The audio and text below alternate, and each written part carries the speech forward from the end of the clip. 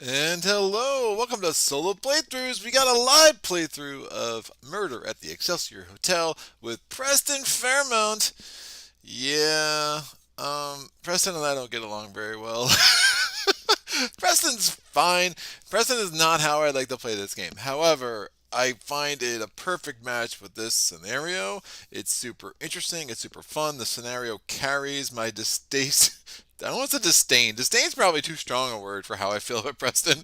My distaste, my general proclivity to not love this dude.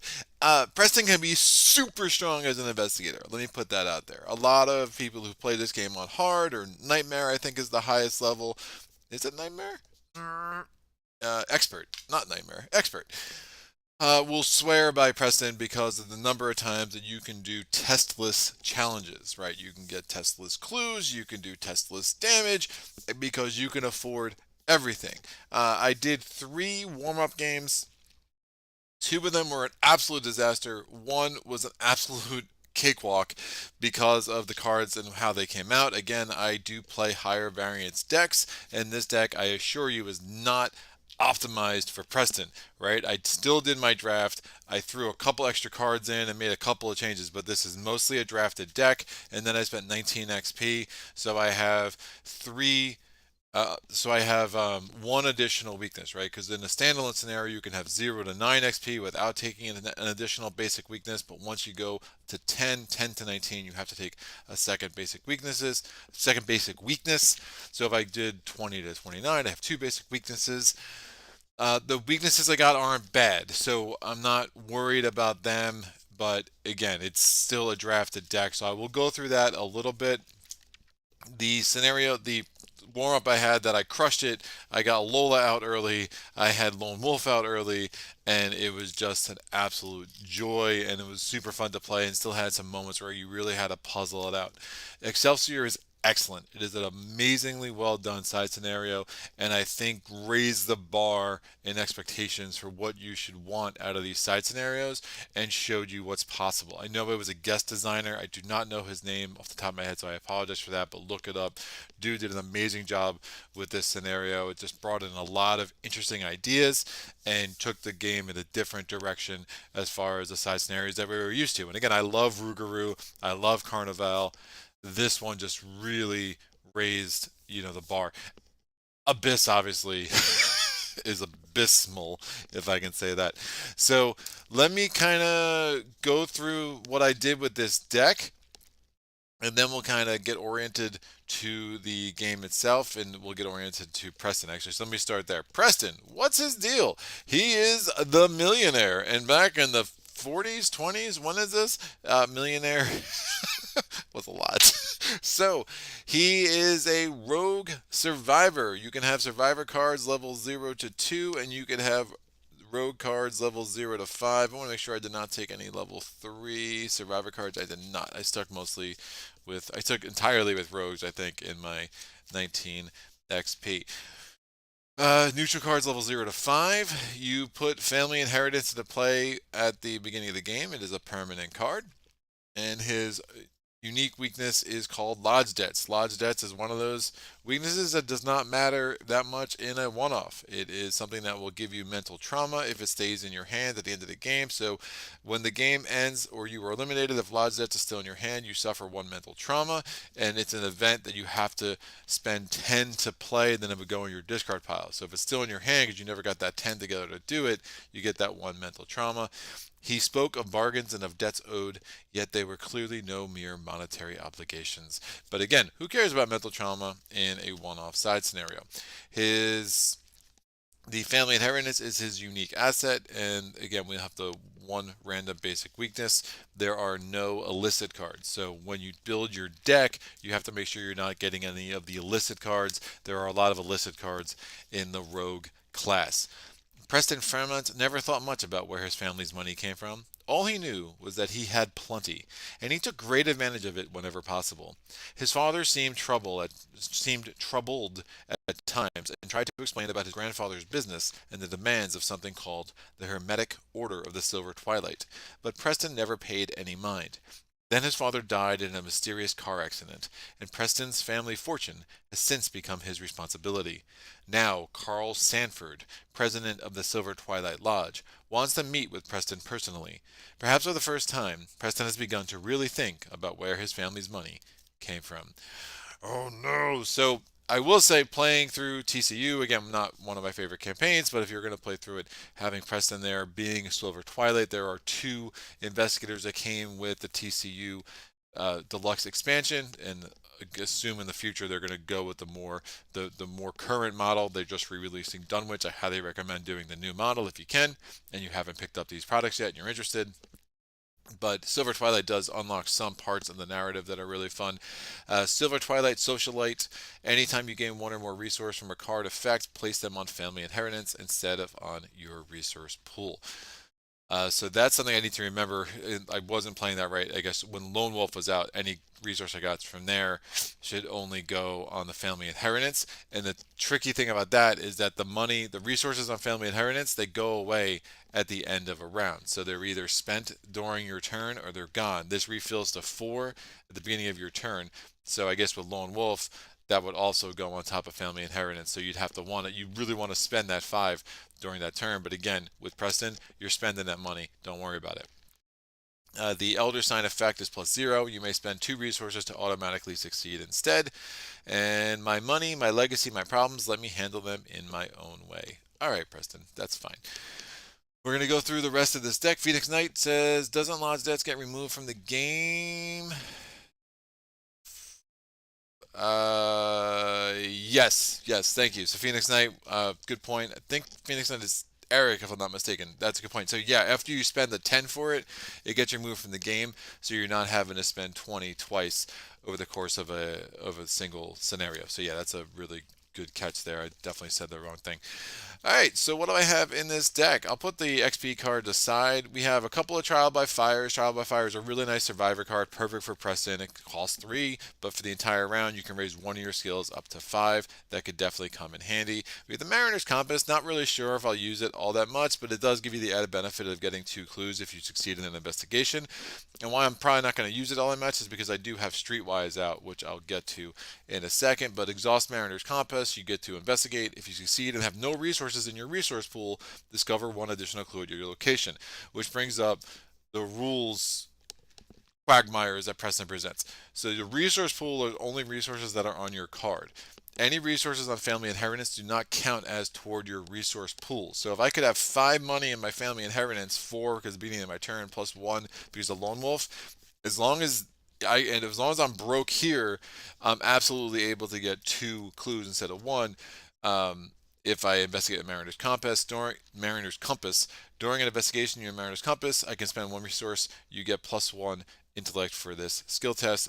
Limit 3 times per investigation. So I could spend 3 using this ability. I can get +1 for each time I spend a resource and do that. So it's kind of the almost the spiritual, twin of Fire Axe, right? Where Fire Axe is for combat, this is for investigation. You can spend money, then you get a benefit if you're broke. So I also have a copy of Fire Axe in here, as you'll see.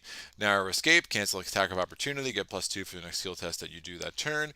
We have Gravedigger Shovel, which is +1, +2 to combat, but again, I'm mostly using it to discard for a clue if I really get in a place where I need to do that. Will to Survive, this is the level 0 Will to Survive, obviously not as great as the level 4, I believe, but play fast, play only during your turn, do not reveal a Chaos token for the next skill test you perform. This is my weaknesses. I'll go through the basic weaknesses I have now. One is Nihilism. This came with the Jacqueline Clark deck, I believe. Put Nihilism into your threat area. Forced after you reveal, cancel, or ignore a auto lose token, take 1 damage and 1 horror. Now, obviously, most investigators are not ignoring or canceling a auto lose token very often. So this is a really hard counter to Jacqueline. But again, if you pull the auto lose token once or twice in a scenario and this is out, that could add up. I mean, I only have 7 and 7. I don't have a ton of soak in this deck. I don't have any healing. So this is something I'm not going to want to be. I'm not going to want to be tempting fate, right? Have an auto lose kind of really snowball on me. So it is a double action to discard that. And then I have Through the Gates, which I really don't mind at all. Draw the top card of your deck. If it is not a weakness, remove that card from the game. Then search your deck, discard pile, hand, and all play areas for each copy of that card and remove them from the game as well. Since I don't take a lot of doubles, Through the Gates really doesn't bother me very much at all. And again, I never really are reliant on one specific card in how I build my decks. Another Trial by Fire, High Rollers XP, Ace in the Hole is XP. We have Fine Clothes. Fine Clothes could be huge in this scenario. And of course, Preston naturally would be wearing some fine clothes, but reducing the difficulty of a parlay test is really nice. Rise to the occasion can be really huge. Commit only to a test where you are performing where the difficulty is too higher than your base value. My base value of everything is a 1.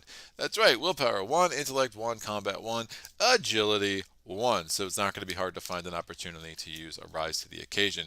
We have our Fire Axe, which I mentioned earlier. Obfuscation, which I don't know why I had a really hard time saying that word just then. So this is a fast card to put out, so it doesn't cost an action to play. It has 3 uses. When an enemy makes an attack of opportunity against you, you can spend a charge and cancel that attack. Look what I found. Nice little classic. A coup de grace. Deal 1 damage to an enemy at your location. If it's your last action, it does not. It has to be your last action, so it's like your final act, the coup de grace. But it does not trigger an attack of opportunity, and again, testless damage is great. The level 0 elusive, nice to have this back in the level 0 mix. Fast, play only during your turn. Disengage from each enemy engaged with you and move to a connected location with no enemies. We have an unexpected courage, a fighter flight, 1 intel report. I have other decks built. I could not grab my other intel report because I did not feel like deconstructing another deck for this. So we'll see. We'll make do with just the 1. We have a second Rise to the Occasion, a Dig Deep, which is a level 0 survivor card. You can boost up your willpower and your agility. The agility is a little redundant with the Streetwise, as I'll get to, but the willpower could come in handy. Lone Wolf, Perception, Small Favor actually plays pretty well with Preston's deck because you have the resources to spend to do damage on an enemy at another location. So you can deal 1 damage to a non-elite enemy in your location, or spend 4 to deal 1 damage. You can deal 2 damage to a non-elite enemy at your location, or you can spend 4 to deal 1 damage to an enemy up to 2 locations away, or you can spend 6 to deal 2 damage and an enemy up to 2 locations away. Counter Espionage, I'm just playing around with it. I'll probably use it for his willpower icons. It's got some utility. We'll see if it's, the ability to absolutely cancel a encounter card could prove useful. So we'll see when it comes up how I want to use that. But you could also use it to just, if you don't like your card draw, you can discard that. Not really sure if I would ever use it that way, but it is nice to be able to cancel an encounter card, especially for it's a 1 XP card, so we'll put that over there in the XP cards.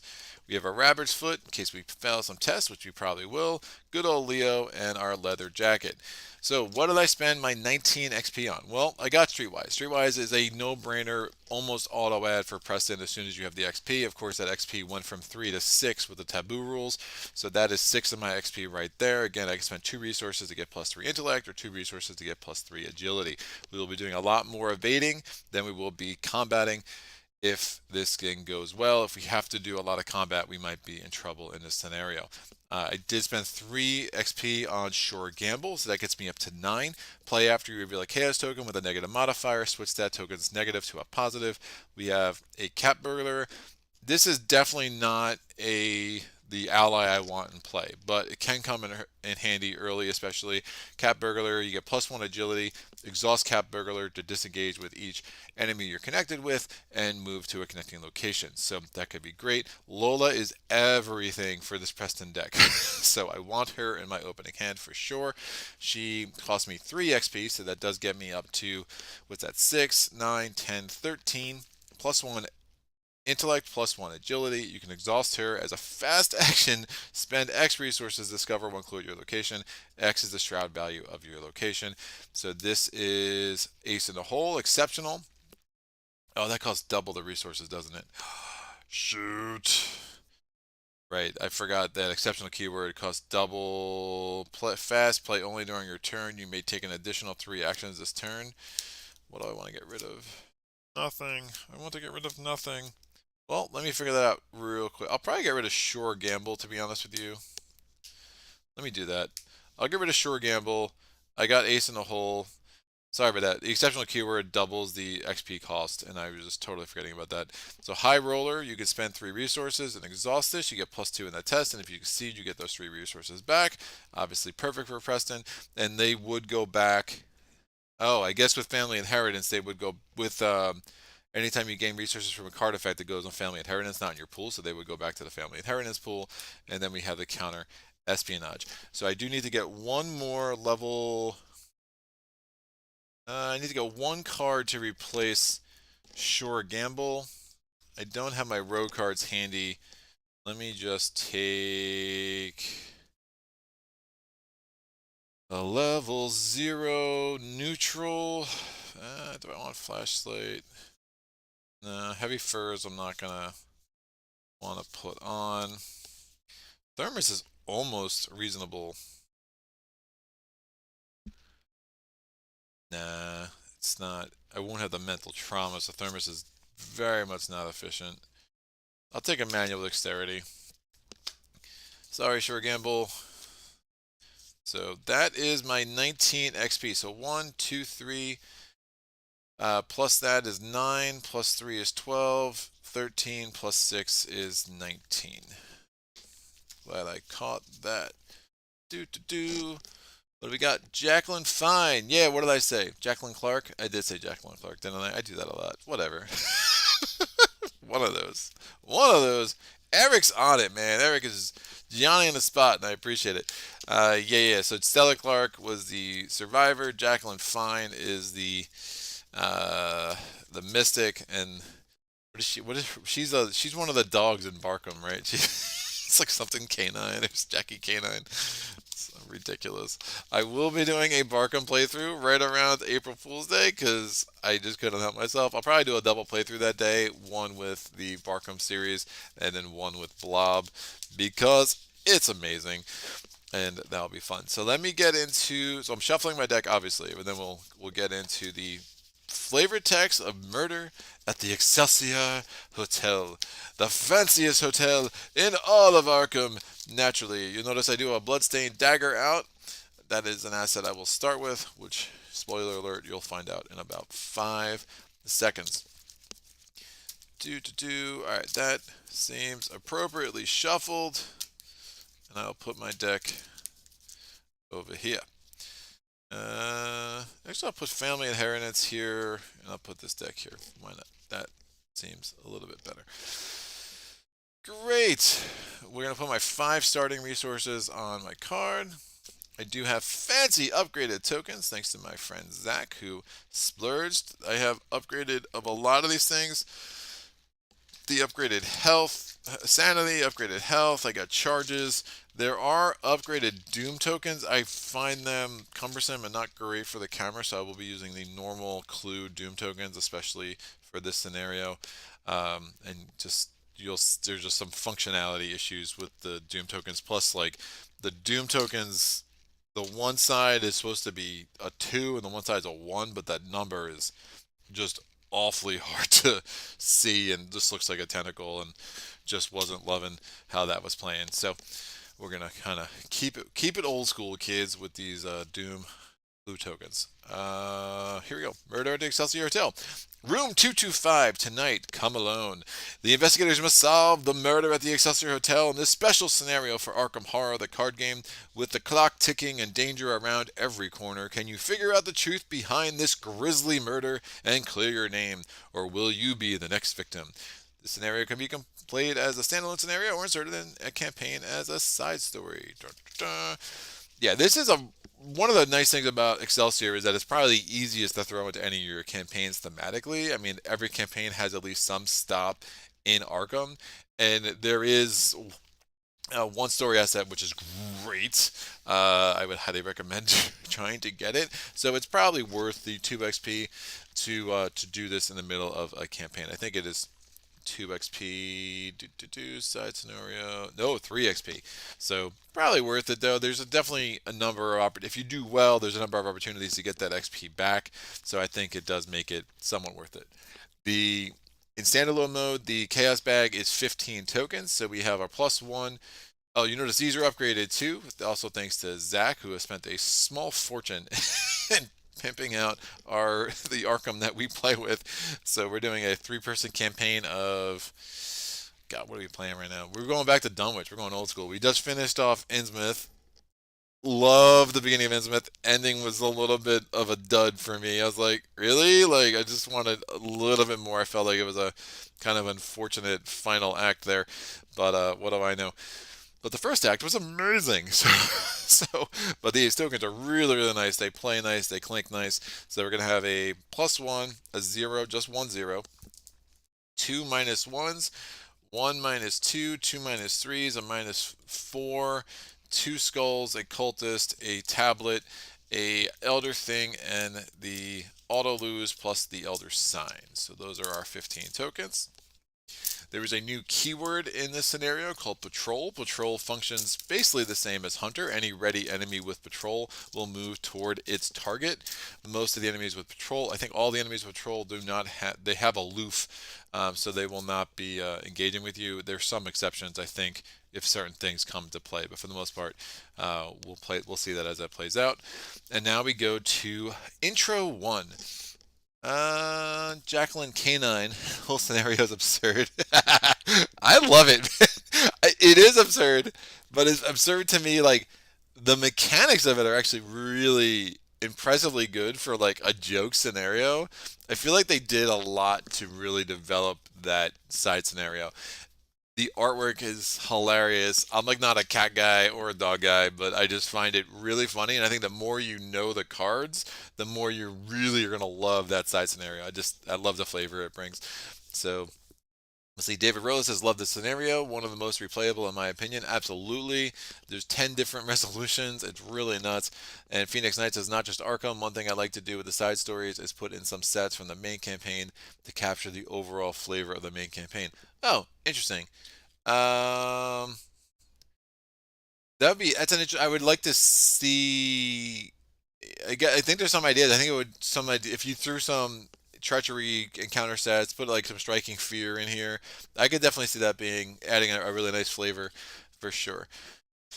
All right, murder at the Excelsior Hotel. There have been reports of strange occurrences in Arkham's Excelsior Hotel for over a month now. Disappearances, bizarre sightings, sudden closures, sometimes for days at a time, seemingly without warning.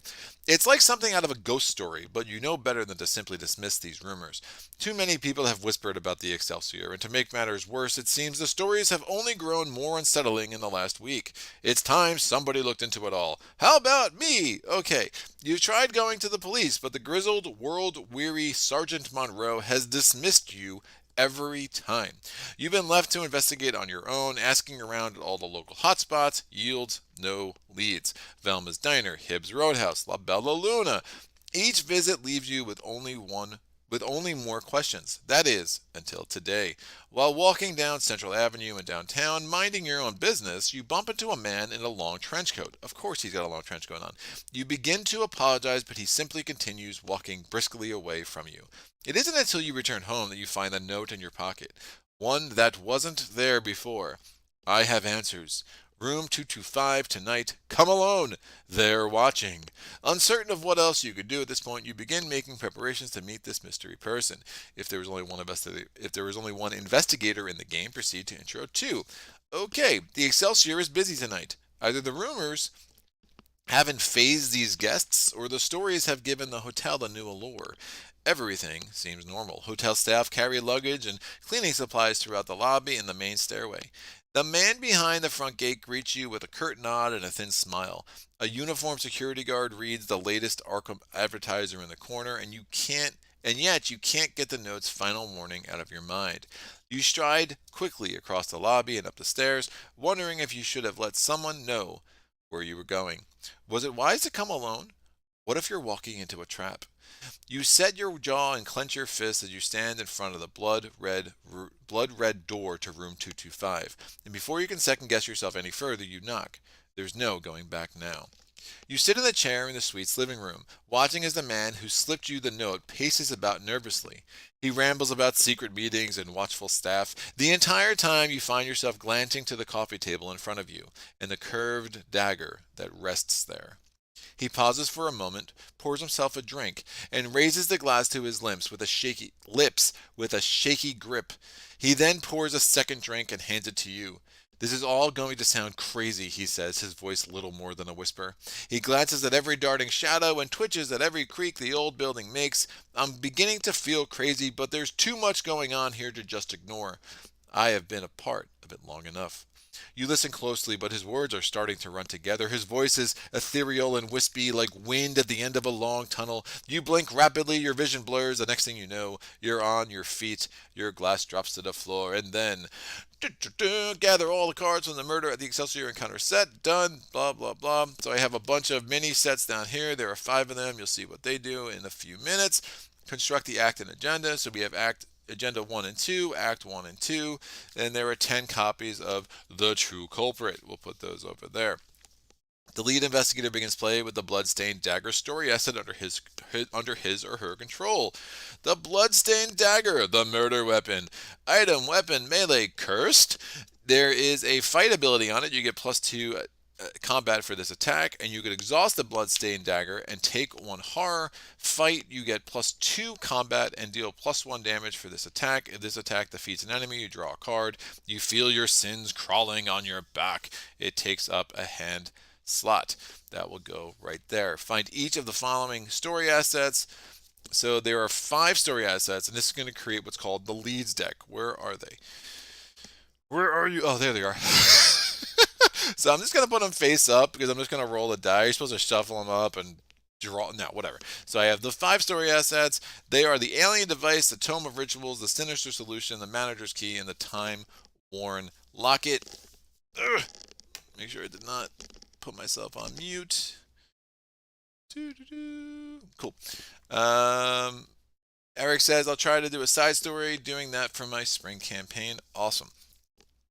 This deck is called the leads deck. So these are the leads deck again. I'm not going to make it into a deck. I'm just going to roll, and we'll see how we put that into play. But it creates a lot of nice replayability and variety to this scenario.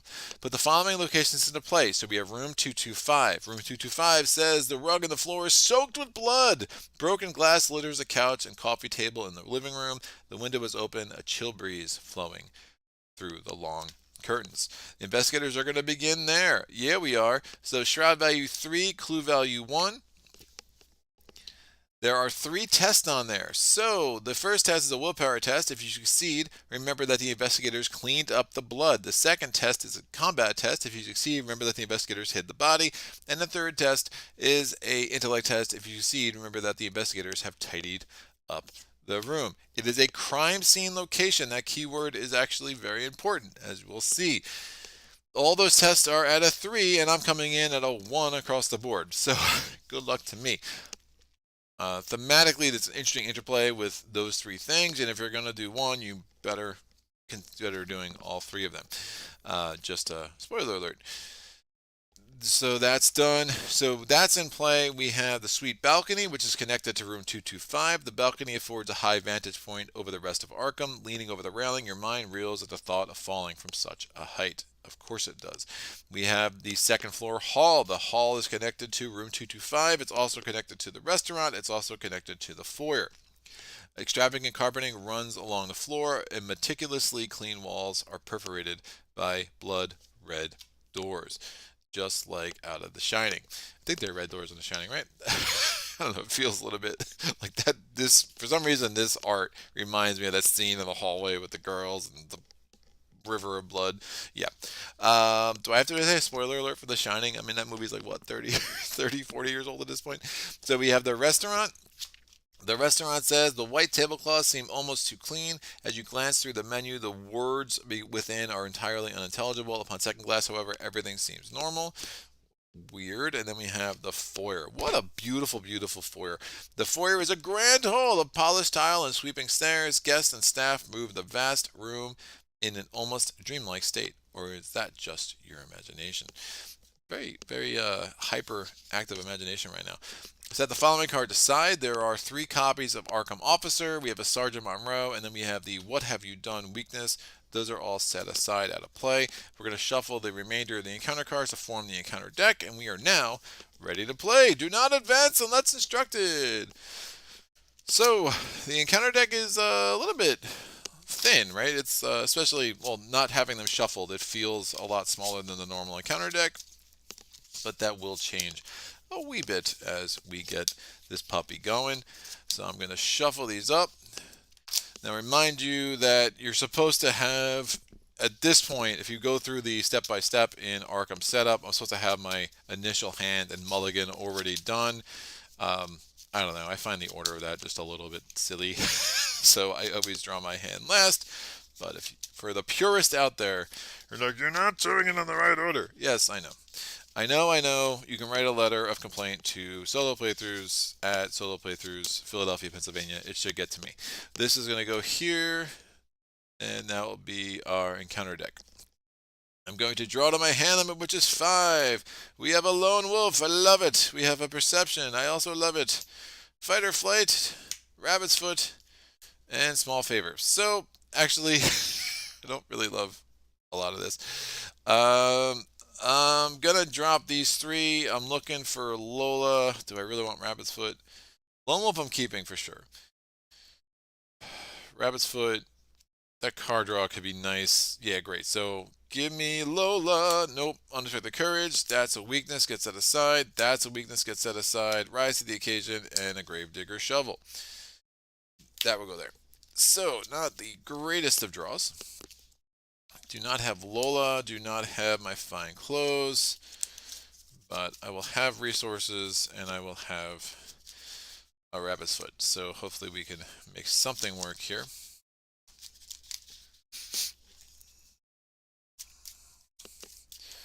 So that's reshuffled. My first turn, at the beginning of my turn, I'm going to get 4 resources on Family Inheritance. Again, these resource tokens have a 3 side and a 1 side. My turn is going to be fairly simple. I'm going to just spend all 4 of my resources and put these 3 assets into play and get myself a bit of a setup turn and then hope for some magical card draw in the future. That's the end of my turn. Enemy phase, there are no enemies. What's going on? Eric says, I've never seen The Shining, but spoilers don't bother me. Rocket says, I enjoyed Dr. Sleep, the follow on from The Shining, better than I expected it to be. I will have to check it out. I just started watching that Archive 81 on Netflix. It made its round at a bunch of Arkham groups I'm in. Like, it's really creepy, and I definitely understand that people like, if you like Arkham, you'll probably like this creepy show. Anyway, I digress. As much as I love Dawn of the Zeds and I love like a lot of the games I love, I'm not a big like horror movie, creepy movie kind of guy. Like my favorite show of all time is Dark though, so I guess that's like super creepy. So we'll see. So I'm done with that. I'm gonna go to upkeep phase. I'm drawing a card. It is Trial by Fire. I'm going to take a resource. Now this goes into my resource pool because it is not a card effect giving me this resource. It's just the natural way that the game plays. So we have 6 resources there. We go to the Mythos phase. I should have read the act and the agenda plus the scenario card. So the scenario card, Murder at the Excelsior Hotel, easy standard, playing on standard. The skull is -X. X is the number of guest enemies in play. The cultist is -1. If there is an innocent enemy in the victory display, reveal another chaos token. The tablet is -3. You may place one of your clues on your location to treat this as a -1 instead. And the elder thing is -3. If you found there is an innocent enemy in the victory display, take 1 horror. We have this, the murder. When you come to, you're standing over the man's body. You recoil immediately at the grisly sight. Multiple stab wounds perforate his chest. Blood spills onto the floor. What in the hell happened here? And why can't you remember a thing? If there is only 1 investigator in this game, the agenda gains +1 doom threshold. So the doom threshold is 4, not just 3. And then what happened? Your head is spinning as you try to make sense of the situation. Empty bottles are scattered about the room. Your hands tingle. The shadows seem to coil and writhe around you. Were you drugged, or is this something else entirely? Spend 1 clue as a group, so 1 per investigator, so just 1 in the solo game, obviously. Advanced math, draw the top card of the lead's deck. Objective, if the investigators control 2 lead assets, advance. So, I basically need to get 2 clues. I spend 2 clues, I get 2 of these cards, and then we advance the act. And note, There are only two agendas, there's only two acts, as per the instructions of setup. So, we did upkeep, Mythos phase. We're putting the first Doom on the agenda. That's one of four. Again, it says three, but we're going up to four because it's a true solo game, and we're going to draw the first encounter card. It is Blood on Your Hands. Oh no! Test 2 willpower. Increase the difficulty of this test by 1 for each innocent enemy in the victory display. If you fail, take 2 horror, and if you are at a crime scene location, you must also choose and discard a card from your hand. Well, I can't even commit Rise to the Occasion because it's not too higher than my base skill. I can commit Unexpected Courage, but that gets me to a 3 to a 1, so I might as well just fail this, take the 2 horror, and then I'll be able to toss either Unexpected Courage or Rise to the Occasion. I do not want to toss Trial by Fire. That's just too good for later in this game. Boom. I pulled the Tentacles right off the bat, kids. That's what I'm talking about. Clean living. So we're going to put that over there in the discard pile. I take 2 horror. And then I get to exhaust Rabbit's Foot because I did fail a test. I draw a card. It's Lola. Oh, that was a beautiful, beautiful combination of life. Thank you, Rabbit's Foot.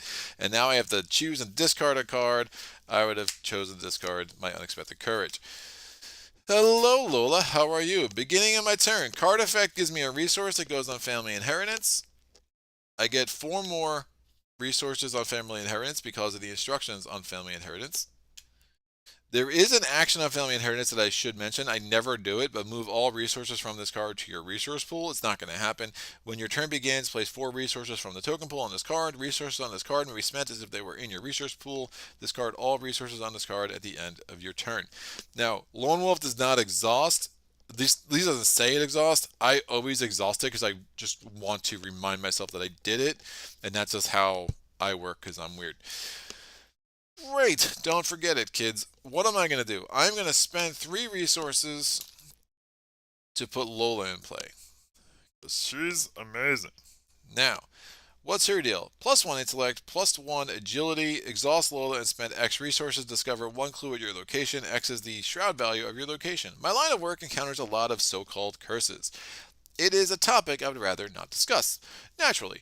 So I'm going to exhaust Lola. I'm going to spend the last 2 resources in my Family Inheritance, plus a resource here. So that's 3 resources. My shroud value of my location is 3, so I get that clue. And again, that was not even an action.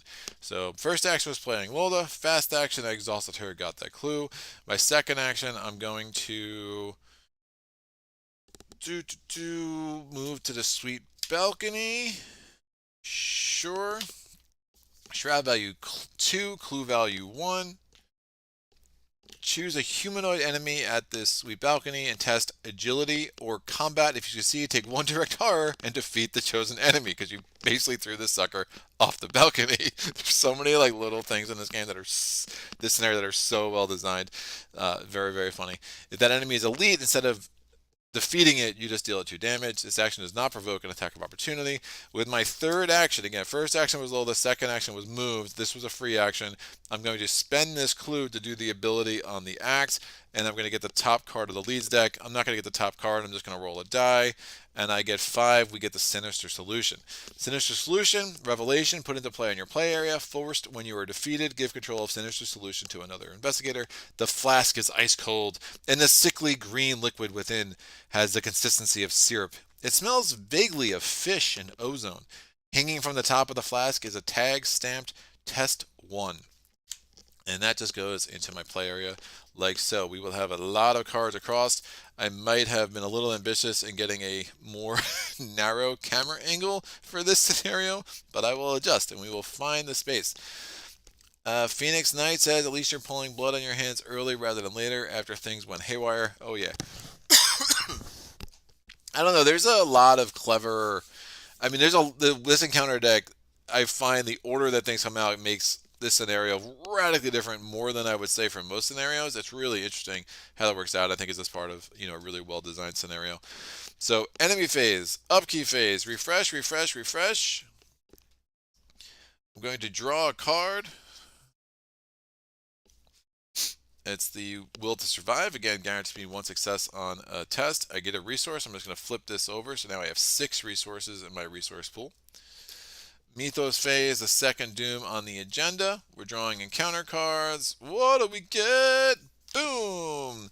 Noxious fumes in player order. Each investigator at my location must decide. So I must decide to test agility 3 to attempt to flee before the gas fills the room.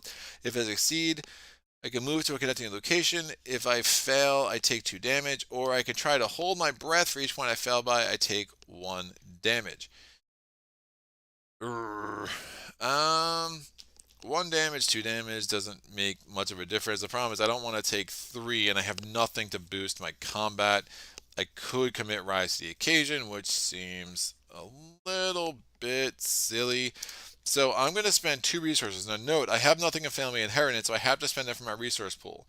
With Streetwise, those 2 resources gives me +3 for this test. I could bump it again if I wanted to. I really don't want to. So I'm testing a 1, 2, 3, 4, 5 to a 3.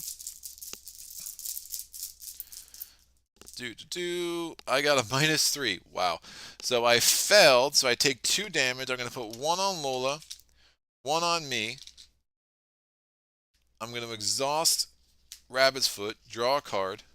It's a leather jacket. That's fine. I'd rather the that other one. What's that other one?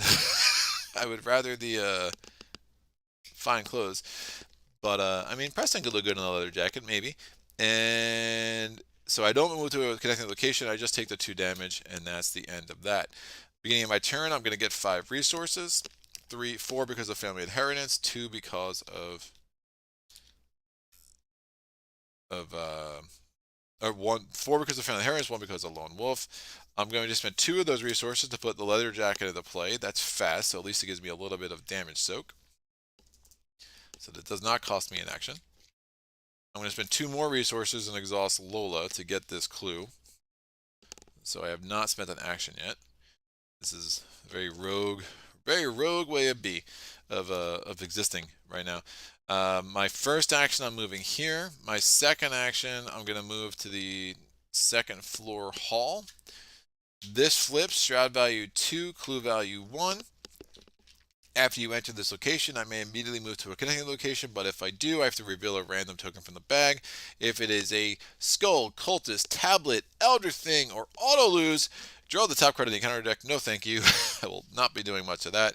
But with my third and final action, what am I going to do? I'm going to spend my clue, and we're going to get another card from the leads deck. So I'm going to roll a die. I get 3. It's an alien device.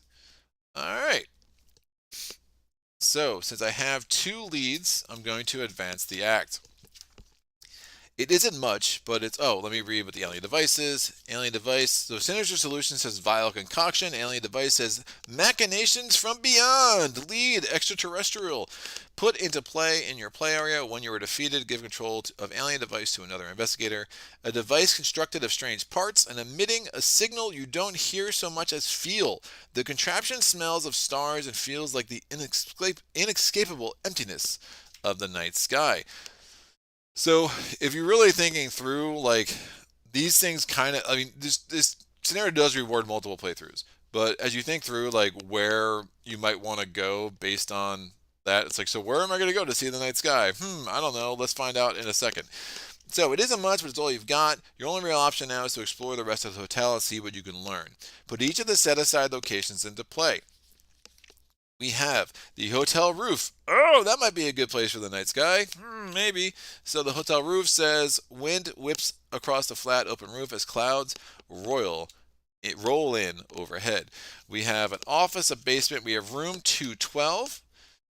So the door to room 212 is locked. You cannot enter room 212 from the 2nd floor hall. 2nd floor hall gains an ability. You can test for agility to attempt to pick the lock. If you succeed, reveal room 212 and immediately move to it. So that's nice. We have room 245. A deathly chill emanates from beneath the door to room 245. That goes there. And then we have a basement and an office. The basement is connected to the foyer, and then the office is connected to both the foyer and the basement. So I'll just put them like this. Yeah, I definitely did not space this out well. I need more room, guys. What have I done? I made a mess of it. We'll do this. That'll work. So Phoenix Knight, Biker Preston just doesn't work for me. I don't know. He looks fly, dude. He's trying something. He had midlife crisis. He's trying something new. All right. So remove the remainder of the leads deck from the game. Hey, it gives us some more room. There we go. We're gonna need it. So that's fine. Actually, let me take advantage of that space up here. I'll put this here. And we'll just have the discard pile for the encounter deck just off screen above it. Depending on what lead assets are in play, shuffle 6 cards into the encounter deck along with the encounter discard pile. We have Alien Device, so we're going to get 3 copies of Encephalon Signal. And then we're also going to get 3 copies of Morbid Awareness because we have the Sinister Solution in play. So those 6 cards plus the existing encounter deck, and we'll shuffle these together. And my phone is ringing. Someone from Lampasas, Texas. I don't know about you all, but I get more spam calls in a day than anyone, I think. Anyone I know. So, go away. Act 2, following leads. Thanks to the leads you've discovered in the suite, you are fairly certain. So you're fairly sure, not certain, you're sure. Whoever framed you is still in the hotel. The only real question is where to find the person. Looking at the leads you found, you feel like the answers are right in front of you. Objective: learn more about the leads by placing clues on them, using abilities on some locations. The more clues, the better. At the end of the round, you may choose to advance if each lead asset has at least 1 clue per investigator on it. Hint: if you wish to present this evidence to the police, you may wish to have at least 2 clues per investigator on each lead asset instead. So there's like a little bit of like, all right, where is this game going, right? If you were going to do all these things on room 225, it'd be indicative of someone who has something to hide. So, that person might not want to be presenting anything to the police. They're just going to try to hide everything. If you're going to try to present evidence to the police, you probably don't want to, clean things up because you're just basically going to tell them everything, right? So this is the demarcation path. You either try to hide everything or you're going to be like, I'm going to present everything. So I'm going to learn as much as I can and try to present this evidence to the police with as many clues on it as I can, is basically the path I'm choosing. I do think that is a easier path for most investigators, and Preston is also that absolutely includes Preston, who's a very weird way to play this game.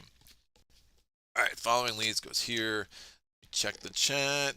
Nope, still at Biker Preston. Awesome.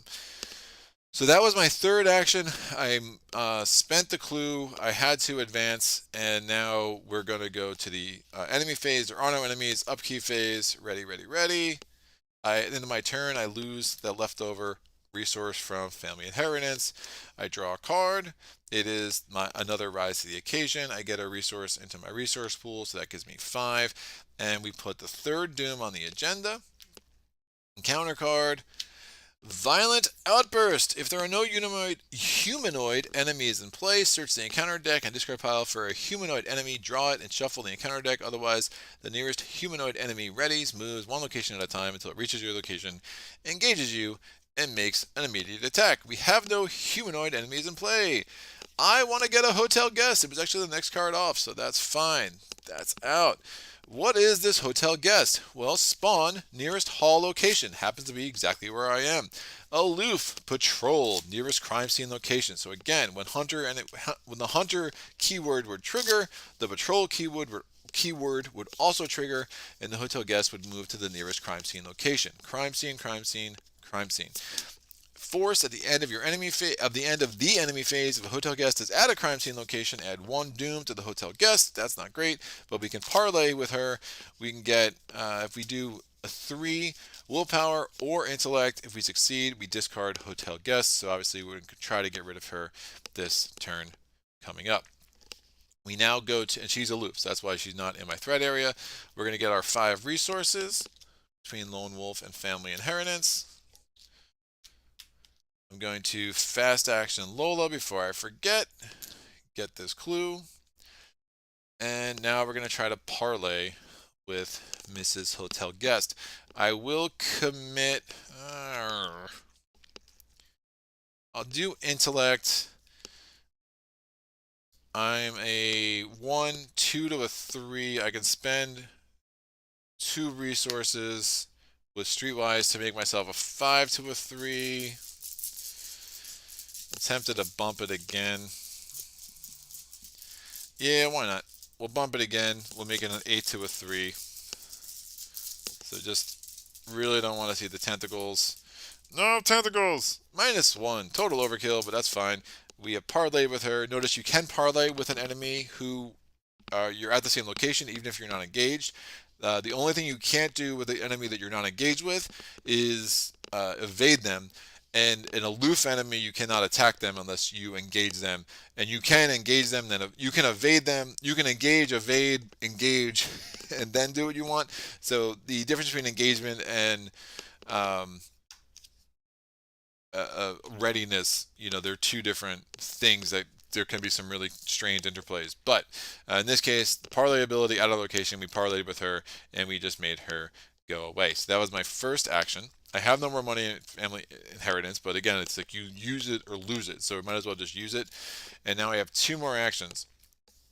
I would like to see what this alien device is all about, right? That seems like the most logical thing for me to do. So I'm going to go to the hotel roof, and here we are. Shroud value 3, clue value 1.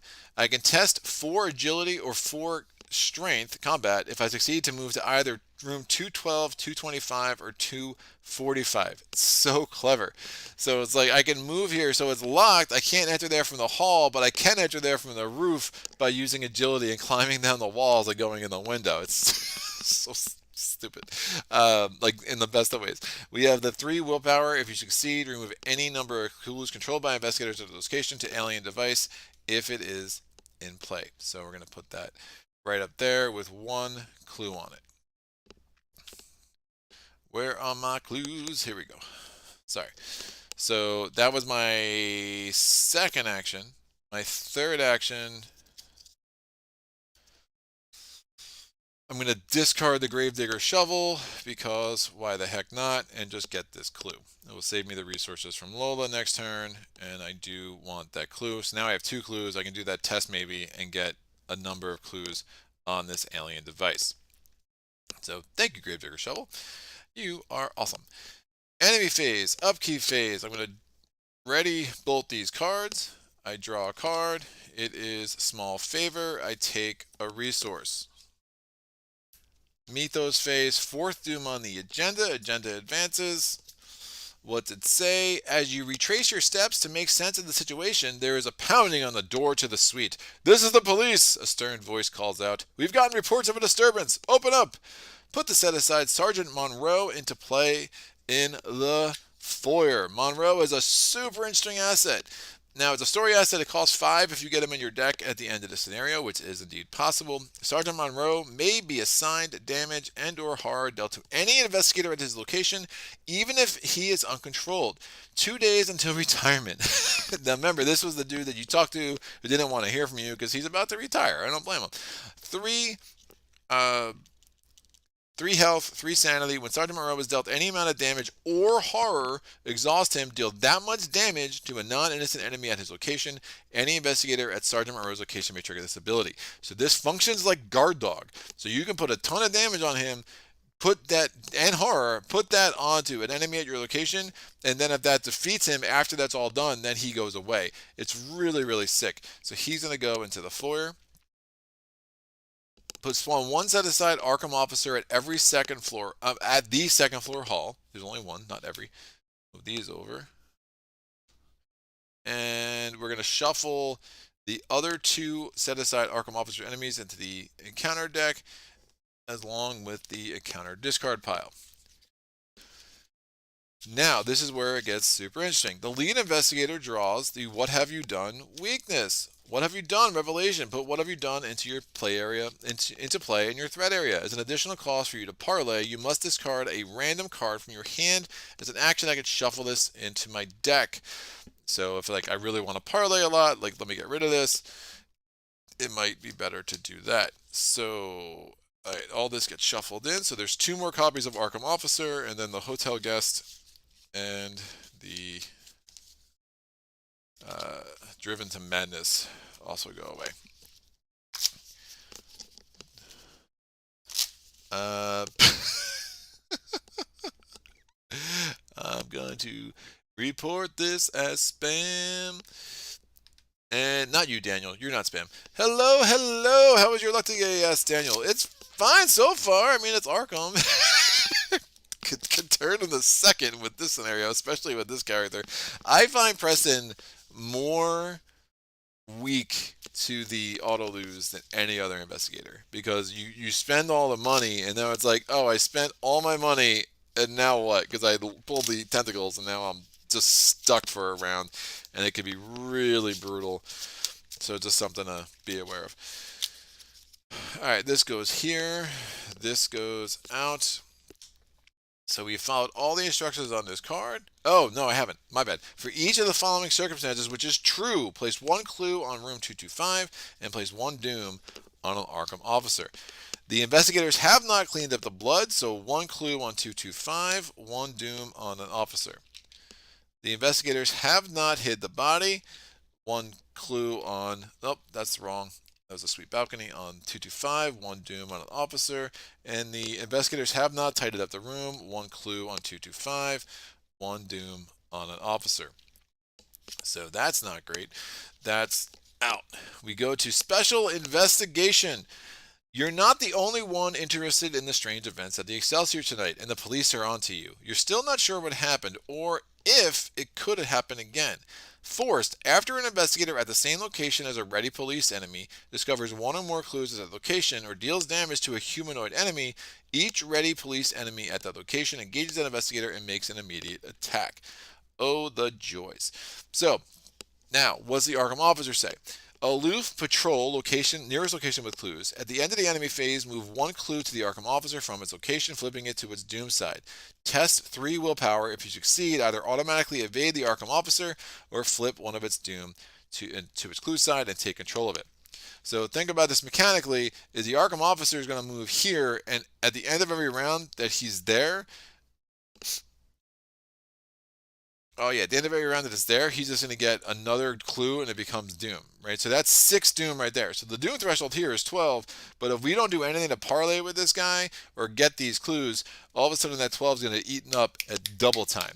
So we need to be really careful. We're already at 3, so we only have 9 rounds, and we have 9 rounds to what? Well, we're trying to get clues onto these 2 things. I'm going to draw my encounter card. Phoenix, he only pulled 1 tentacle so far. Yeah, it was the first one of the game, man. Got it out of the way quick.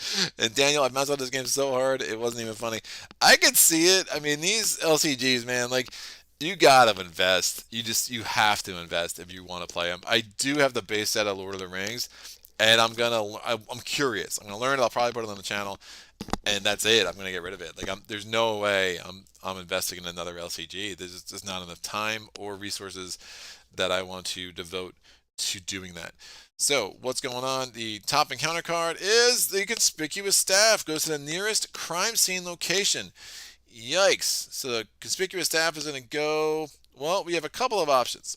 Right, I'm in the hotel roof, not a crime scene location. Room 212 is a crime scene location. Room 245 is a crime scene location. Suite balcony is a crime scene location.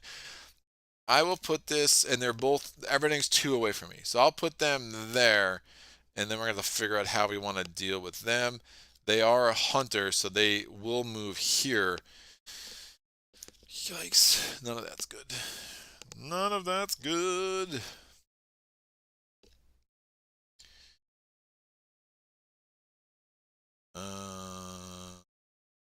That's fine. No, we'll be able to take care of them the really cheaty way. It's going to be great.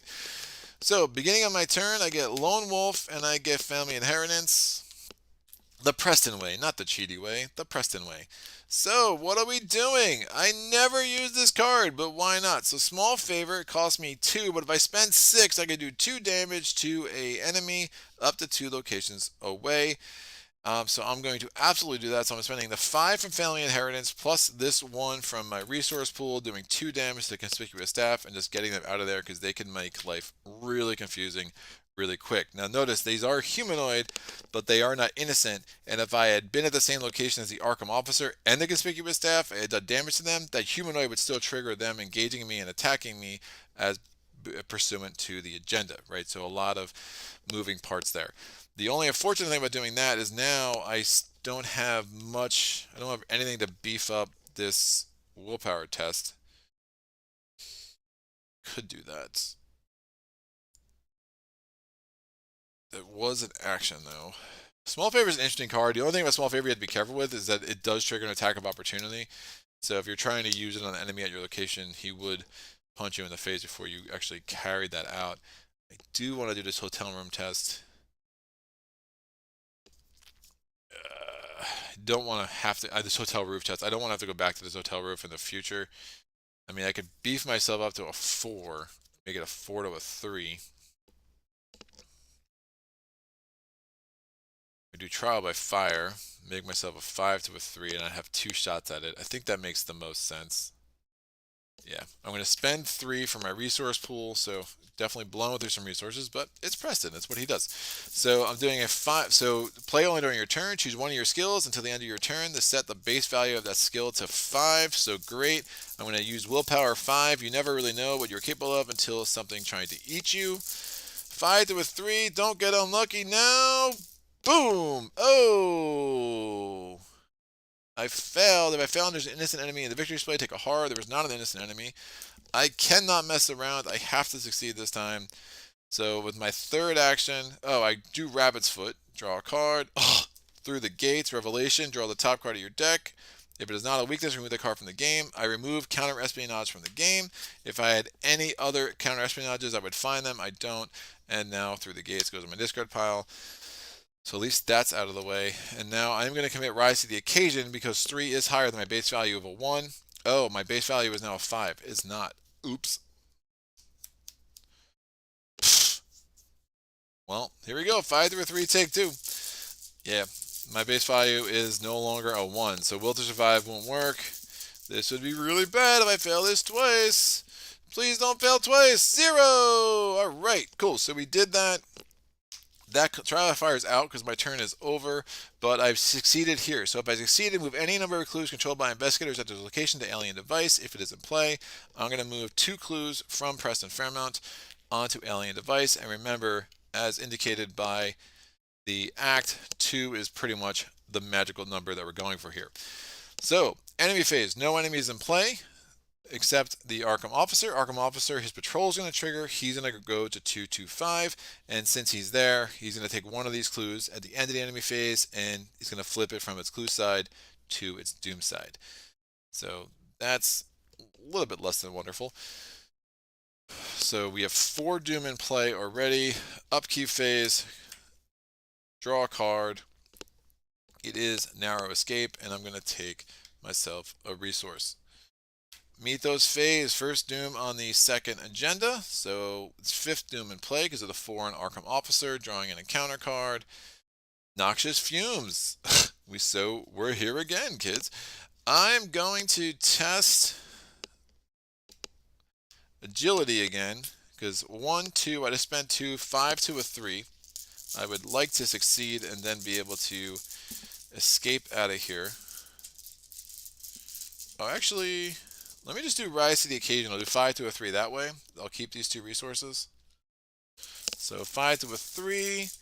Don't get unlucky. No! -1. We succeed. So we have avoided the noxious fumes that were coming onto the roof. And since we succeeded, we get to get the heck out of there and we move to a connecting location.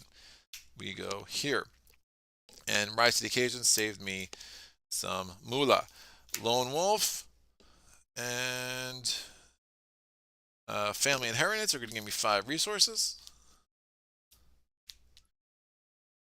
A little bit tempted to put those in. I'm also really light on clues here. I have nothing that's boosting my willpower. So these, and I don't have my fine clothes. So getting that test of a that parlay test to get this doom off of the Arkham officer is not great.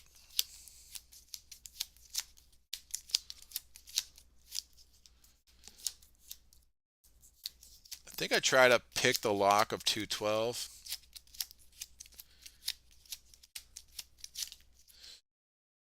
I think that's going to make the most sense. We'll try to just blitz this scenario, understanding that our amount of rounds is getting radically decreased by the Arkham officer. Yeah, that's fine. So what's the test? So this is lock, but the second floor hall gains this test 4 agility to attempt to pick the lock. If you succeed, reveal 212 and immediately move to it.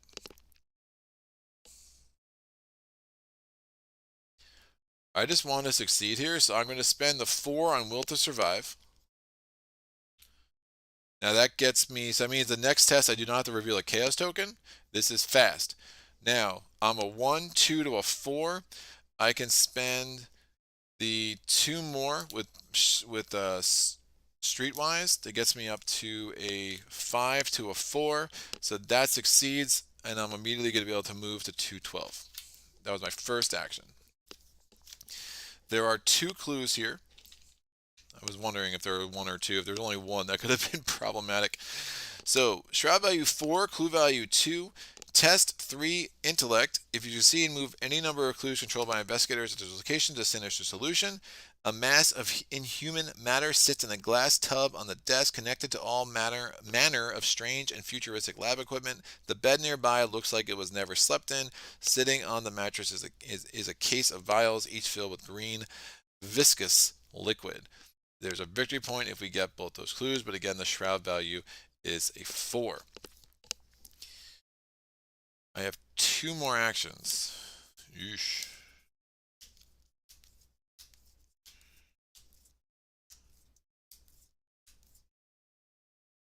Try to get 1 of those clues. My second action, I'm getting a resource. My third action, I'm going to spend 2 to get me +3, so I'm a 4, 5 to a 4, and since the base is higher than it's too high to my base value, it makes it an 8 to a 4 to rise to the occasion.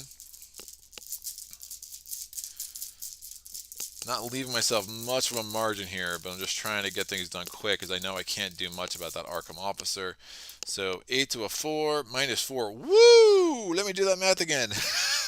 I got a resource. I spent 2. 1, 2, 3, 4, 5, 6, 7, 8, -4, 8 to a 4. Needed every bit of it, kids. And I'll take that clue. Don't mind if I do. Enemy phase. The officer's patrol isn't going to make him move anywhere because he's at a location with clues, so this turns into a doom. Upkeep phase, ready, draw a card. It is obfuscation, which is a very nice card. I'm going to take a resource, really struggling with that word today. We're going to go to the mythos phase. This is the second doom on the agenda, but the 7th in play. That's awesome. Encounter card. What is it? Attached to the nearest non-crime scene location. Attached location gains the crime scene trait and gets +2 shroud. The nearest non-crime scene location is the second floor hall. Try to make some room for that. Everything's still here.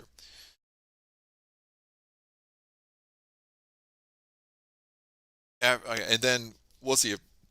What's the effect of that? When you successfully investigate the attached location instead of the covering clues, discard incriminating evidence. Again, the crime scene location trait can be really bad for you if you have one of those hotel guests there, which would be just, again, further accelerating how much doom gets put in play. My turn, I'm going to get 5 resources because that is what I do. I'm going to spend 4 resources and exhaust Lola to get myself a clue. Now, I am going to spend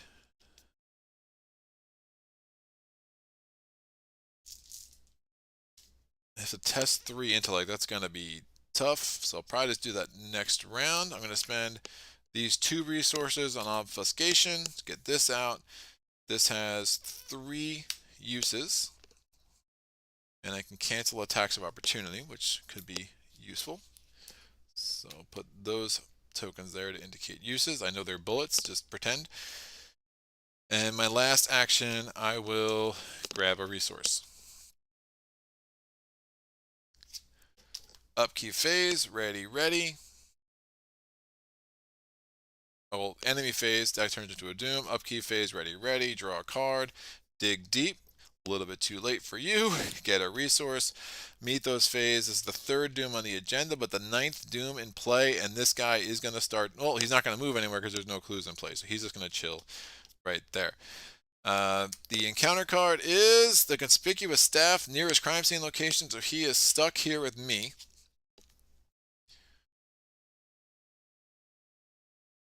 Interesting. We have 5 resources.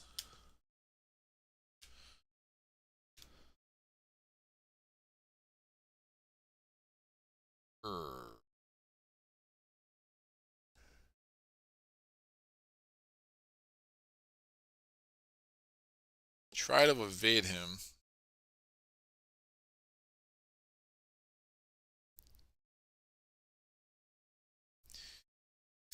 I don't like you. +2, dig deep. I think this will work. So I'm going to put dig deep into play. That willpower could be useful. That cost me 2. That would trigger an attack of opportunity. I'm going to cancel that with narrow escape. So play when an enemy makes an attack of opportunity against you. Cancel that attack. You get +2 skill for the next skill test you perform this turn. Next time, I'm driving. I have 2 actions left. I'm going to now exhaust the Bloodstained Dagger to do a fight action. I'm going to take a horror, and if I succeed, I do 2 damage. So I get +2 from narrow escape.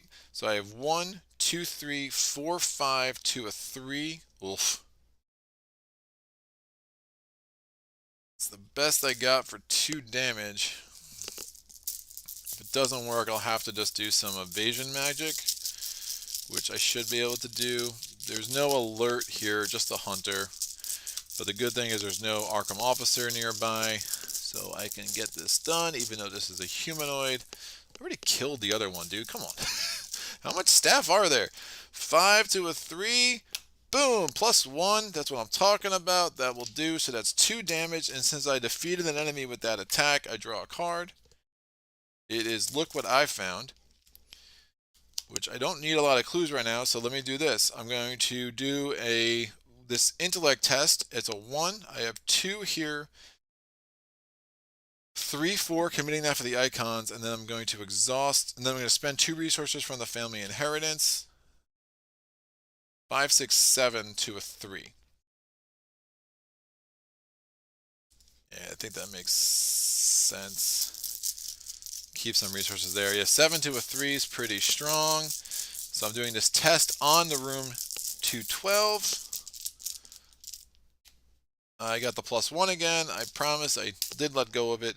So I'm going to be able to do this. If I succeed, move any number of clues controlled by investigators at this location to Sinister Solution if it is in play. It is indeed in play. Now, notice at the end of a round I can choose to advance.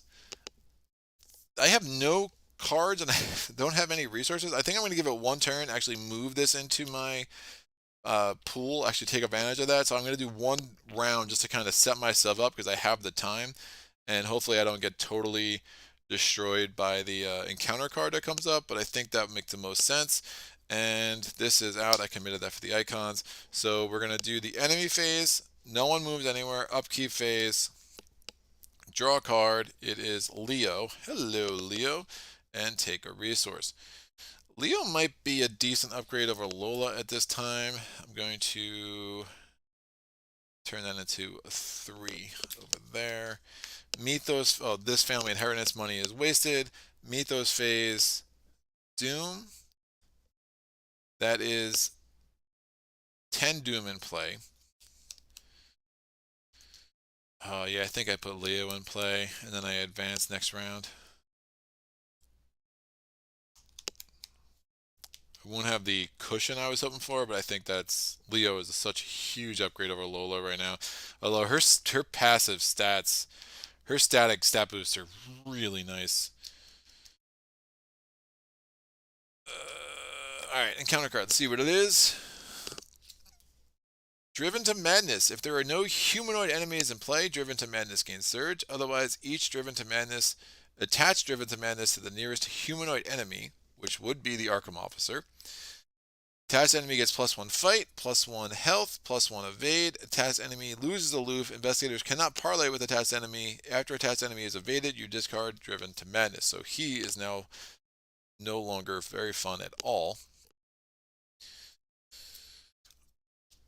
I'm going to get my 5 resources.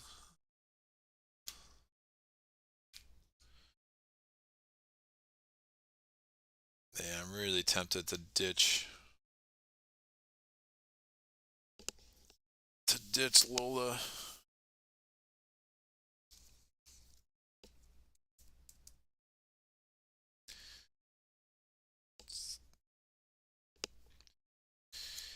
Yeah, let's do it. I'm going to spend these 5 and 1 of these. Bye, Lola. Thank you for everything you've done for me. Out. Leo's in. That's my first action. Second action, I'm going to move to the second floor hall.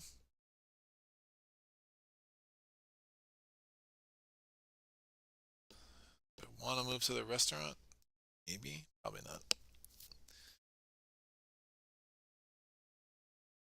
Oh, the restaurant's a hall location as well. That's funny. Four's a hall location. A third and fourth action, I'll just get 2 resources. And then we'll advance this sucker and see what's going on. I have 0 cards. It's a little bit unfortunate. I'll just get 1 resource and draw a card. Let me draw the card first. Oh, wow.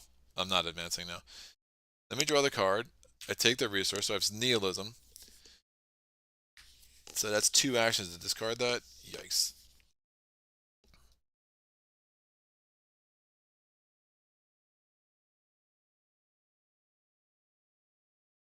It's 10 doom. I think I let this run another round so I can get rid of nihilism. Just don't want to risk that at all.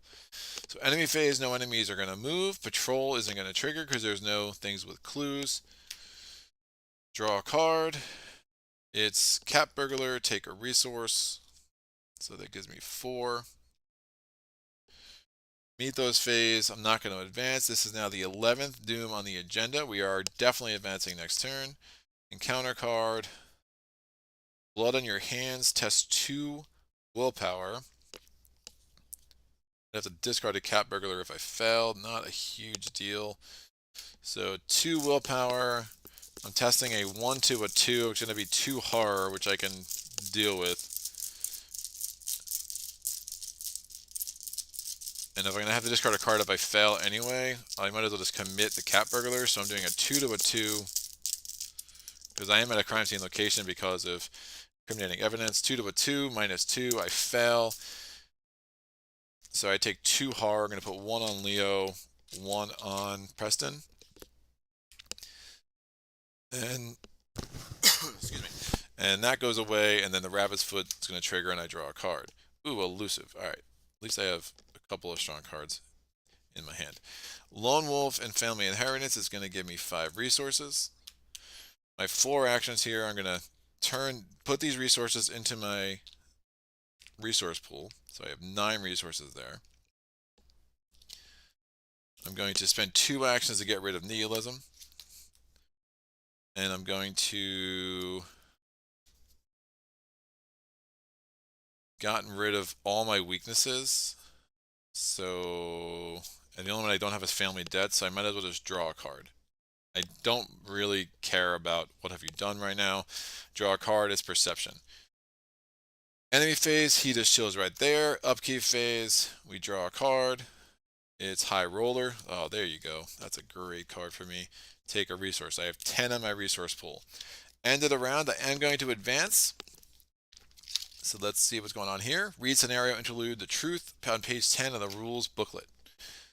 Rules booklet, where are you? All right, 10.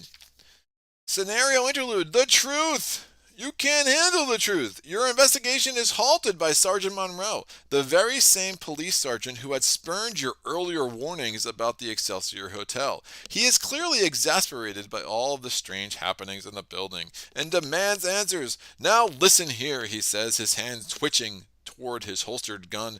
I'm a reasonable man, but you're looking mighty suspicious. You better tell me everything that's going on right now, you understand? Or you're going to take a one-way trip straight to the big house. The investigators must decide. We are absolutely going to tell Sergeant Monroe the truth too. You explained everything to Sergeant Monroe from the beginning. The rumors, the note, the murder. The more you explain, the more you realize how crazy it all sounds. But you know it is the truth. You know you're innocent, but you have the evidence to back it up. Sergeant Monroe will only believe you if you have collected enough evidence and did not try to cover up your involvement. If all the following circumstances are true, we go to the truth 5. We have not done any of the things on room 225. There are at least 2 clues on both of these suckers, and there are no innocent enemies in the victory display. That is correct. So we go to the truth 5. Sergeant Monroe listens to your story with skepticism, though he seems to come around the more you explain, the more evidence you present to him. All right, he says once you're finished explaining. So you were under duress, drugged maybe. Crazy as it sounds, the pieces fit. I think you're telling the truth. But if there's somebody else pulling the strings, we've got to figure out who, or nobody's going to believe either one of us. A drop of sweat slides down his forehead. Come on, let's go. Remember that the police are on your side. Choose an investigator to take control of the Sergeant Monroe story asset. Move him to the investigator's threat area. And that was dumb of me because I forgot that I should have just killed Leo because I knew I was getting Sergeant Monroe. Which I added Leo for 1 round for nothing. But whatever. It was fine. Leo's out because although Sergeant Monroe... and again, I just got that 2 horror from blood on your hands. Oh, but then I wouldn't have had 2 actions last turn. Never mind. I wouldn't have had the 4 actions last turn.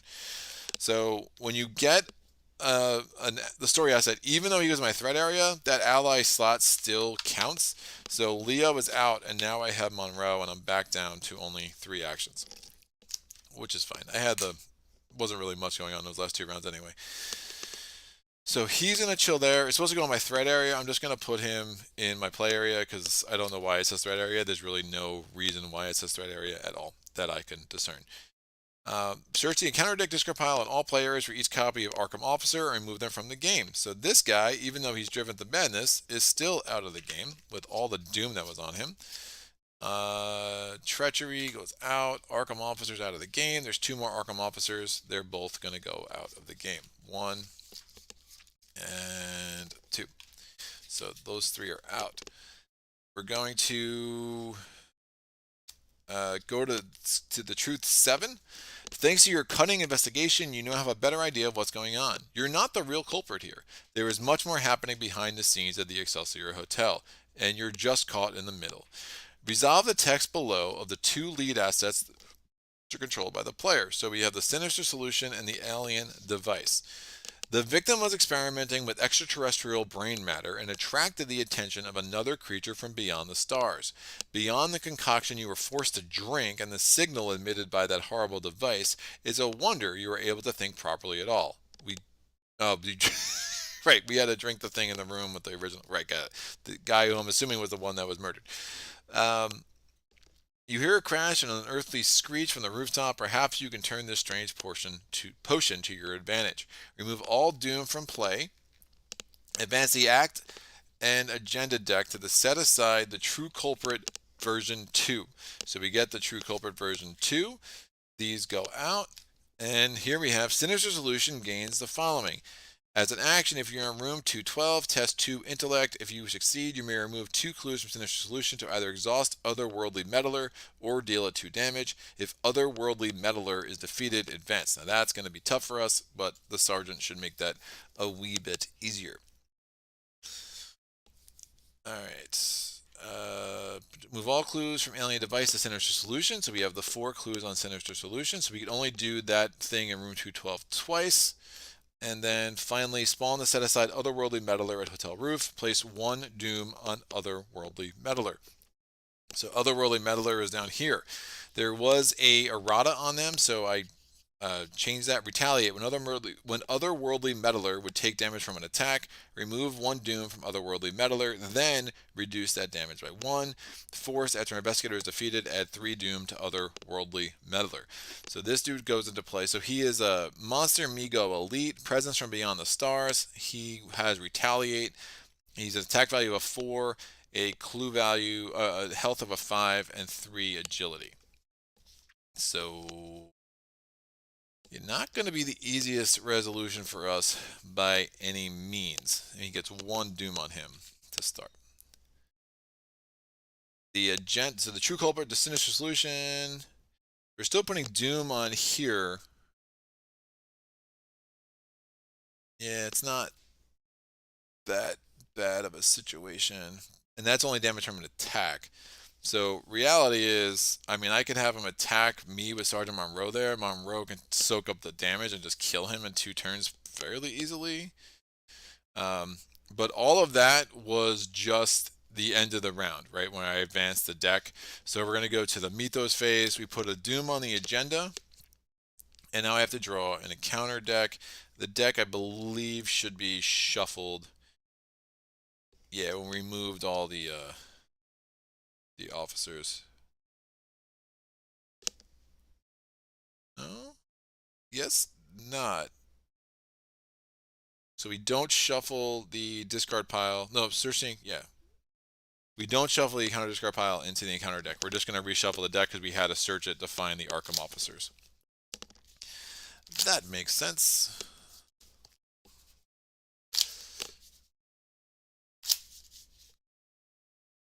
So Arkham officers are out. The deck is re-established. The stub, at least, these cards, they're just still out of the game. So good thing is we shouldn't have to deal with any more conspicuous staff. I don't think there are many more left in that deck. So we have to now draw an encounter card. And what do we get? Driven to Madness.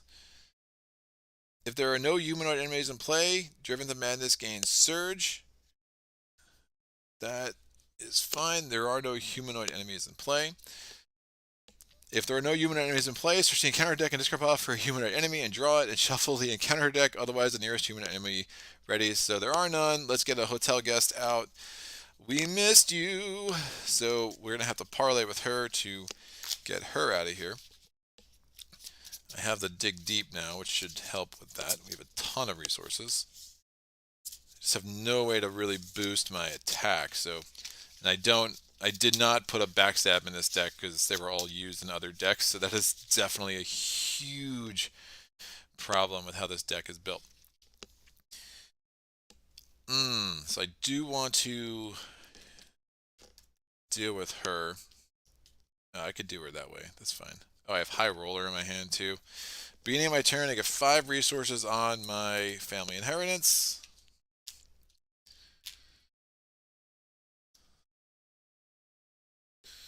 I'm going to spend 2 resources to put High Roller into play because it's fun thematically. These will just come up here.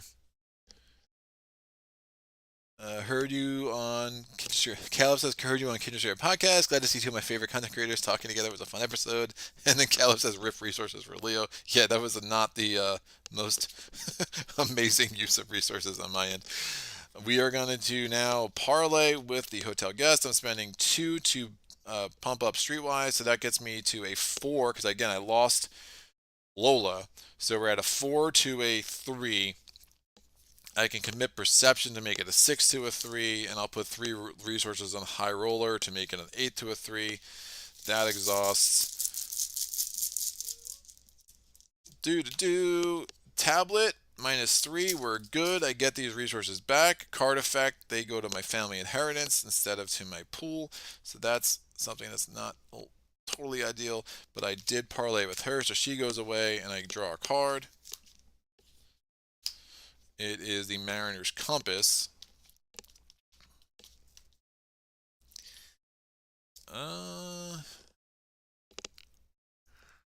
Yeah, I can do this in 2 turns.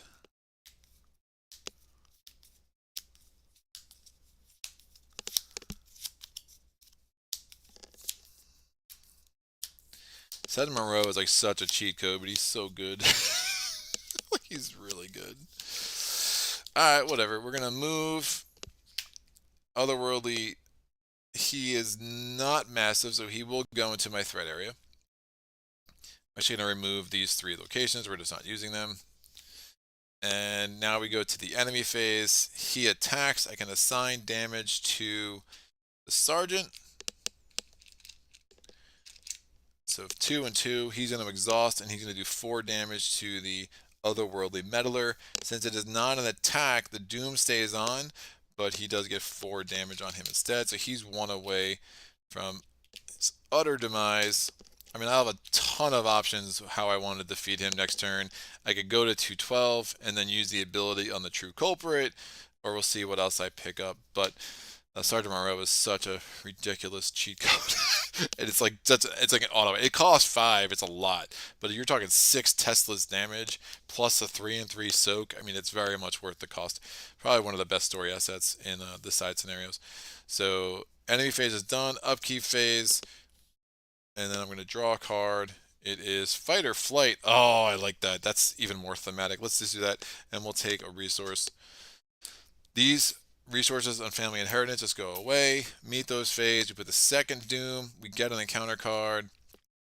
Morbid Awareness. Test 6 willpower. Reduce the difficulty of test for each location you are away from 212. So I am just 2 locations away, so it's 4 willpower. If I fail, I place 1 of your clues on my location or take 2 horror. I will take the horror, kids, because why the heck not? So we're going to test. It is a 1 to a 4. Not looking good. 5. I mean, the crazy thing is I could just assign it to Monroe and just get killed and just kill the meddler that way because it's a non-innocent enemy. It's crazy this works even on elite enemies. That's so nuts. 1 to a 4. Oh, I fell. So I take the 2 horror. Again, I could assign it to Monroe, but what's the fun in that? Let's be more thematic. I draw a card with a rabbit's foot. Oh, intel report. Nice to see you. A little bit late to the party. And now I'm going to...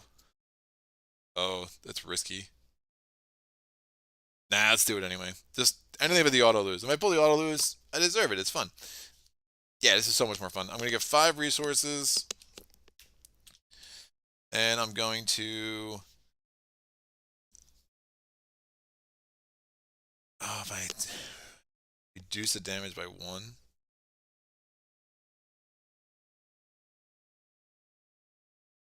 Yeah, that will work. I'm going to play Fight or Flight for 1 resource. So my attack value is now a 1. I'm attacking with the Bloodstained Dagger. It's 2, 3, plus 5. It's an 8 to a 4. But I reduce the damage by 1 if I'm hitting it. So 8 to a 4 for 1 damage. I pull the tablet, minus 3. I succeed. Instead of any damage, I reduce the damage by 1, but the Doom comes off. And now for the coup de grace, so to speak, I can do the same thing. Fight or Flight still in play, so it'd be a 1, 6, 7, 8. And then I'll put 3 on High Roller. So 10 to a 4 for 1 damage. There's no Doom on there. I mean, I could take the horror on the Bloodstained Dagger and just go all in. So horror, but then if I retaliate, I have no cushion, which is the reason why I'm not doing that. Oh, I think you reduce damage. That's weird. I think that's why they put the then. Remove 1 Doom. No, I think that's contingent, right? Someone has to tell me if that's contingent or not. I'm not really sure. I'm not going to pull the tentacles. I'm not really sure the rule on that because it says remove 1 Doom from the Otherworldly Meddler, then reduce the damage by 1. I think they reworded that to make the reduction contingent on removing of the Doom, but that's a weird rules quagmire. But anything with the tentacles, bam! Oh, Elder Thing, minus 3. I succeed. So we're going to do 2 damage. Even if it's reduced by 1, it's still 1 damage. That's enough to defeat the Otherworldly Meddler. We get 2, and we have saved the day. In the Excelsior Hotel, since we have defeated the Otherworldly Meddler, we will advance. If you advance because you completed the objective, the alien device hums and pulses for a few more moments before finally going silent. It rests in your hands, cold and still, seemingly an unassuming trinket once more. You breathe a bit easier and find some measure of comfort in knowing that the strange goings on of the Excelsior have been put to rest, at least for now. And then there's a bunch more flavor text in the book, but I'm not going to go to it. It's it is what it is. Yeah, I mean, I could have just taken horror and just killed off the thing with Sergeant Monroe, but it felt like a little bit cheap. And obviously, in a multiplayer game, the 6 possible damage from Monroe, this is an enemy that has 5 health per player. So if you have 3 other players, well, you still have 9 more damage you need to do. And if you're reducing 1 damage every attack, it's really encouraging you to get over here. I mean, I could have just moved, cancel the attack of opportunity with obfuscation, moved here, done that intellect test. I have streetwise. I can do 2 damage on it that way. I just felt like once I saw fight or flight, I thought that'd be a fun way to end it. And sometimes, I just do things that are take longer because they just seem like a more satisfying conclusion. But you see this game, when I picked up Lola early, it just opens this game up. She is such an amazing card. I am surprised she hasn't been nerfed. I could definitely see a day where she gets +2, +3 XP. But I guess maybe with Preston, I mean, she's one of the cards that opens him up. If I know I'm getting Lola in my opening hand, or close there too, like, playing this scenario on hard makes a bit of sense. I mean, the way the chaos bag is on hard in this scenario, it's pretty much like there's no +1. There's still like 1-0, but then everything else is like enhanced 1. I think there's like a -6 in there, but all the icons are still the same, but now you're on the reverse side, right? So now the skulls are -X, which is the same. Well, the next X is the number of innocent enemies in plays, not just guests. The cultist is -2 instead of -1. The tablet is -5 instead of -3, but you put a clue on your location to get a -2, and then the elder thing is a -3. So the elder thing is actually, take 1 horror for each innocent enemy in the victory display. I mean, you could play this scenario where you're just wiping out the hotel guest and, really, cleaning up the room. I think how does that work? It gets like really tricky. If you try to tell them a lie, you'd have to do all those things. Oh, but you still can't have any innocent enemies in the victory display. Oh. So yeah, like killing innocent enemies is just a bad idea all the way around. But I guess like if I'm making it harder, that's why you have Monroe, and he makes the rest of it so much easier.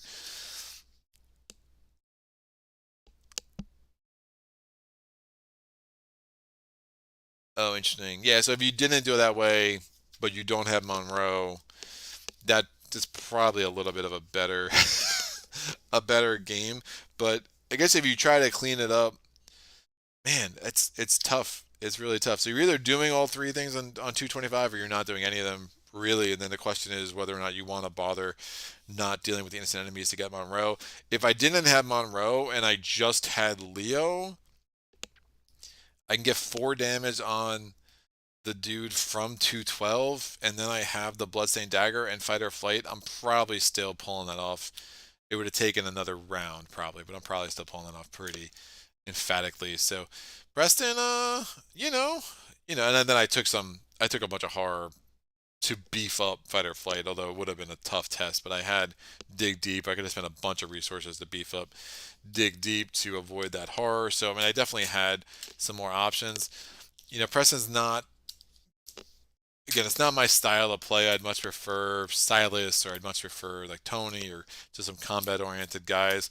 But it's a nice puzzle. You can piece together some stuff. If I want a crazy puzzle, I'd rather like Patrice. I'm not against weird investigators. I'd rather Calvin. So I guess like more the survivory investigators. Just Preston just does some things that don't really appeal to me. When he wasn't on my top 10 list, some people were. He probably belongs if you're talking just totally objective, but just from an experience of a play. Like, if I'm not, I don't like testless stuff. I like pulling these tokens, and I like those moments of tension and trying to figure it out. But I also like when I fail a test having other options instead of like, oh, I failed the test. Oh, I'm out of money and I'm just done. Right? That's not great for me. At least give me some base stat that I can at least try a 3 to a 2 or a 2 to a 2 or something instead of just having ones across the board. But that was it. We will be back around the beginning of April. I'm going to do again probably a doubleheader with Blob and the Barkham Horror scenario. So we'll figure out. Well, I guess we'll be doing Schedule Drool if I'm going to stick with these these rogue investigators. Barkham is it's very fun. I know it's really hard to find. There's a limited print run, I think. I don't know if they've reprinted it at all. So you could find it for some absurd prices, and I wouldn't necessarily recommend that. But if you can get it for a decent price, it's a novelty though. I mean, you can't add it into your campaign, so it's not something you're gonna play all that often. But if you love the game, is it worth it for like a night of entertainment with some friends of yours that love this game as well? Yeah, I would say so. It's super fun. Um, if you think about it, like just like a good book or something that you're going to enjoy once, but get a couple hours out of it and maybe start a YouTube channel and put it on the channel at some point. But it's a good one. So we'll be back with Skidrow Drool, and then the next rogue. It's got to be. Wait, who's the next rogue? Is it Finn? Did I skip Finn? Ooh, I might have skipped Finn. Oh, I might have done Finn dirty. I think I skipped Finn because Finn's TFA, and I went right to TCU. Sorry, Finn. So next we're gonna have to do Finn. So we'll do Finn and Blob, which is fine. I'll have a lot more fun with Finn and Blob than I would have here. So skipped over a dude. Just realized that now. Sorry about that. So we'll get Finn and Blob, and we'll get because Safina did Abyss, right? No, Finn did Labyrinth. Yeah, Finn did Labyrinth. Well, I'm losing my mind. Who's after Finn? Who's after Preston? Really, is the question. TCU Dream Eaters? It's got to be Dream Eaters. So it's gonna be Tony. Oh, Tony and Blob. Oh yeah, sign me up for that. Pretty sure it's Tony. And then we have like Winifred, and we have who's the one that just came out in the in the in the Innsmouth. So yeah, we have the Trish Scarborough, and then the one that just came out in Edge of the Earth is the cheese guy, Monterey Jack. So and that will take us through Machinations of Time, which I just got. So we'll definitely have tons of content. So the Outer Gods, Machinations, and Blob, and then I might have forgotten one. So we'll see if we can actually get all these guys on the channel. But uh, Gankatron, not possible to get Barkham at a reasonable price. Yeah, I've heard that. I've definitely heard that. I did the pre-order just because I'm a lunatic and it just sounded fun and something like I wanted. But I've only played it once and I loved it. I was, again, very, very impressed with it just from a mechanic standpoint. I just kind of thought they would cheese the mechanics, but they spent a lot of time, man. Like people really love their pets, dude. Like, because from what I understand, it's like the actual pets of a lot of the Fantasy Flight people, and the art is like just all the art that you know, but just different, right? They've like superimposed cat faces, and it's bananas. It's really, really, really, really fun. So looking forward to getting that on the channel as well as Bob. As I've said, if you want to see the actual schedule coming up, you can go on my Patreon page. The link is in the description below. There you will find a link. Oh, I would have gotten that money back. Yep, sorry, Preston. There's your money. Actually goes in your family inheritance because it's a card effect. Patreon page link. I put a calendar out about a week before every month, listing the schedule for the upcoming month. So be sure to check that out. Next, I think I have a Too Many Bones coming out on Sunday, but I got a lot of new games in the pipeline of games that I have already filmed. So you're looking for Space Empires 4X. I did film a playthrough of that. I'm about to film a playthrough of Root. I have a playthrough of Champions of Horror filmed. I have a playthrough of Final Girl filmed. So a lot of games I'm still learning. Resident Evil 3 was a review copy sent to me by Steamforge. I'm learning that right now. Madara is a beast. Madara, I don't know when I'm getting on the channel because I'm so careful. I want to do these games justice, and I've only gotten through the first chapter of Madara. It's a beast, and it's a very good game. Again, I was a review copy sent to me by Succubus Publishing. I love the mechanics. I don't love the theme, but the game is really like grown on me a ton. There's some really smart things about that game that I enjoy, as though learning the game was not something I enjoyed all that much. So there are games that are fun to learn, and there are games that are great that just aren't fun to learn. And Madara, unfortunately, is more in the latter camp. But does anyone have? Alfred says nice lineup coming up. Thank you, sir. Gankertron says sounds like fun. Assume talking like about Barkham. I guess I'm curious if anyone has a quick knows the rule on that. I think the way they changed that is that the damage is always reduced by one. I think that's the point. Now, remove one doom from the other with a melee. I think because if you can't remove the doom, then the den's canceled. It's one of the two. If the FAQ errata sheet that you can find on Fantasy Flight for Arkham is great, and if I can remember all the little rules and clarifications without having to constantly look them up over and over again, that'd be better. But again, one of the things about this scenario is I played it 3 times warming up, and every resolution was different. I mean, you just have such a nice variety of the combinations of the leads decks. So they match up together in 10 different ways, and based on how they matched up, this is what you get, and it's just really well done. Some are more fun than others. I had the last one, like I was down in the basement, and I was dealing with this the dimensional shambler, and the basement's kind of fun because like some of the locations are really clever and what you have to do to get the clues on. These two were just simple tests, and with how I was set up and the way I was able to pump up my values, I was able to really work that out. And it also helped that they were both pretty close, so I could basically let that one Arkham officer just make the Doom go in double time, but I was still able to get the 2 clues on the my assets pretty quick. But there's a lot of replayability in the scenario. It's really cool. It's really clever.